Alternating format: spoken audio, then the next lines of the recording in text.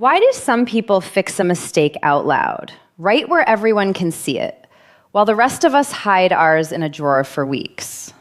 It is not that they feel less ashamed. It is not thicker skin.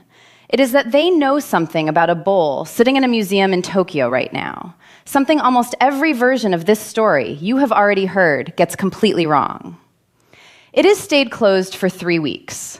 Inside it, a bowl, broken into 4 pieces, wrapped in a dish towel so no one would hear them shift if the drawer moved. The person who broke it has walked past that drawer every single day since.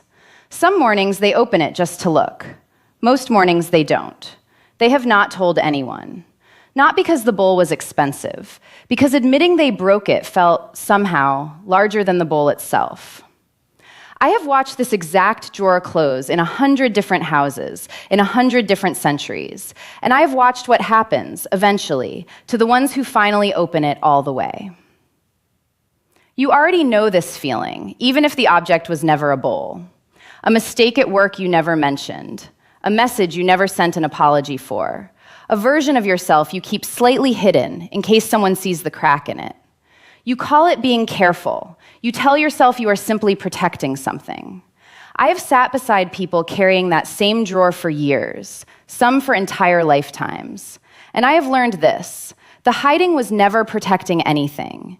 It was only delaying the moment you'd have to decide what the crack actually meant. This is not a story about pottery. It is the story of the most widely misunderstood object in all of Japanese craft. The world calls it kintsugi. Almost everyone already believes they know where it came from. They don't. And once you see what actually happened, not the version retold in 100 videos, but the bowl that still exists in a museum to this day, you will never look at your own hidden cracks quite the same way again. People tell me they already know this story. A shogun broke his favorite tea bowl, they say. He sent it to China to be fixed. It came back held together with ugly metal staples. He hated it, so he asked his own craftsman to invent something better: gold lacquer. And that is how kintsugi was born. The shogun in that story even has a name: Ashikaga Yoshimasa, ruler of Japan in the late 1400s, a man remembered for his devotion to beauty and his impatience with anything less than beautiful. It is a beautiful story. It is also, as far as any historian has ever been able to prove, not what happened. The bowl in that story is real. It has a name: Bakohan, the large locust clamp bowl. And it has survived completely intact for over 500 years. You can see it today in the Tokyo National Museum. And if you look closely at it, you will notice something the popular version of this story conveniently leaves out. There is no gold on it. There never was. It was repaired exactly the way the legend says it was mocked for, with plain metal staples, nothing more. So where did kintsugi actually come from, if not from an unhappy shogun demanding something prettier? It came from something slower and far less dramatic. In the late 1400s, a tea master named Murata Juko began quietly rejecting the flawless imported Chinese porcelain that Japan's elite had prized for generations. He chose rough, humble, locally made vessels instead: bowls with uneven glaze, visible seams, honest imperfections. A century later, a tea master named Sen no Rikyu took this further still, elevating imperfect, hand-repaired vessels to the center of the tea ceremony itself. Picture one of Rikyu's tea gatherings as they were actually recorded. A small room, barely large enough for 5 people seated on the floor, lit only by a single charcoal fire. No imported gold screens, no polished perfection anywhere in reach. Guests passed a single tea bowl hand to hand, often a plain, irregular one, sometimes visibly mended, and were asked to notice it closely before drinking. The point was never to admire flawlessness. It was to sit with an object that had clearly lived and find it worth holding anyway. It was inside that slow, deliberate shift, not inside one shogun's bruised pride, that lacquer and gold repair eventually emerged. Not to hide what had broken, but to let the repair be seen as clearly as the object itself. The correction is a small one, but it changes everything about what the practice actually means. Kintsugi was never about making a mistake look expensive. It was about refusing to pretend the mistake never happened at all. Let me show you what happens when a person never learns this. Imagine someone named Now. Now's grandmother left them one thing when she passed, a small glazed bowl she'd used every morning for 40 years, chipped at the rim from ordinary daily use, unmistakably hers. 3 weeks ago, reaching for it on a high shelf, Now knocked it to the floor. It broke into 4 clean pieces. Now did not cry. Now did not tell their partner, who was in the next room. Now swept the pieces into a dish towel, placed them in a drawer, and closed it. Quietly, the way you close a door on a conversation you are not ready to have. Since then, Now has told 2 small lies about it.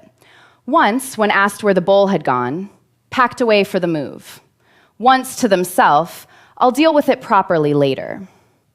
There was one evening, about a week in, when Now almost said it out loud. Their partner was washing dishes, humming, reaching for the shelf where the bowl used to sit, and Now opened their mouth to explain, and then simply asked about dinner instead. The moment passed. It felt at the time like relief. It did not feel like relief the next morning.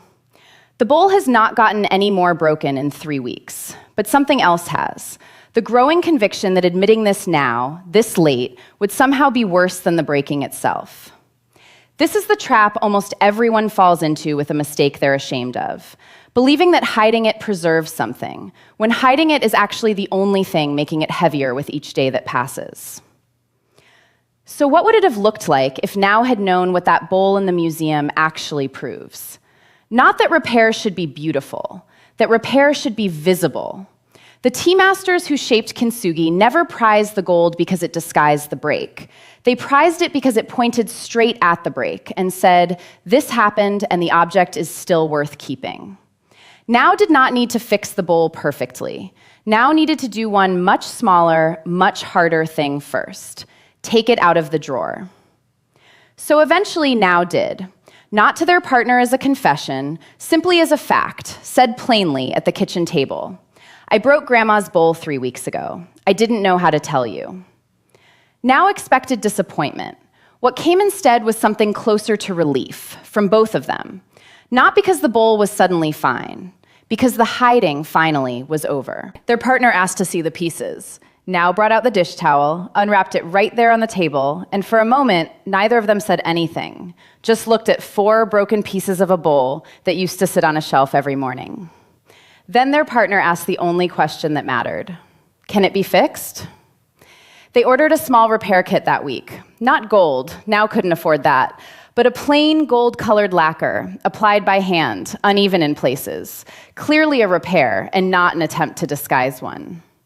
The first attempt smudged badly along one seam. Now wiped it off and tried again the next evening, slower this time, letting each section dry before moving to the next. The bowl did not go back to looking untouched. It went back to the shelf looking exactly like what it was, a thing that had broken and been cared for anyway. I still think about that drawer sometimes, not the one in the museum's records, but the one that used to hold Now's bowl in the dark. It sits on an open shelf now, not hidden in the cabinet, not turned so the crack faces the wall. Visitors notice it sometimes. Now has stopped changing the subject when they ask. It broke, Now tells them now. I fixed it myself, badly the first time, better the second. They say it the way you'd mention the weather, which is, perhaps, the entire point. Perhaps Kintsugi was never really about gold at all. Perhaps it was only ever about deciding that a visible repair is not a confession of failure. It is simply what caring for something, honestly, tends to look like.